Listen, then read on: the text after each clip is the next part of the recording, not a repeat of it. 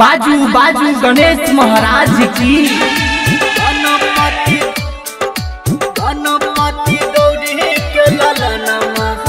अखन अपने सब सुन रहल छी कंचन रिकॉर्डिंग के भक्ति में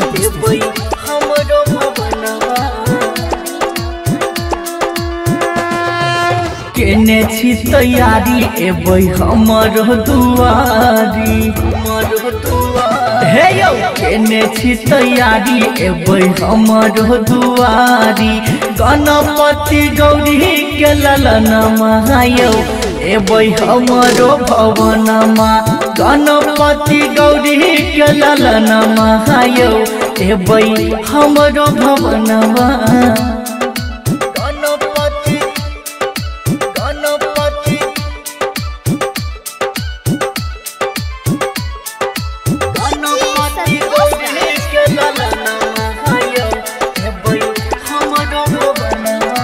शुभ काम से पहिले ली अही के नाम यो जगत करई अही के गुणगान यो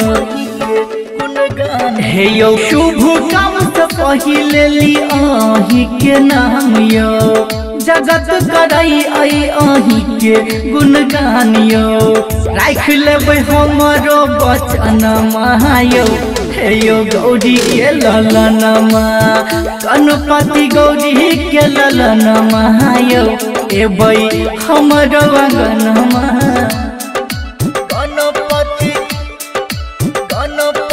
अखन अपने सब सुन रहल छी कंचन रिकॉर्डिंग के भक्तिमय प्रस्तुति।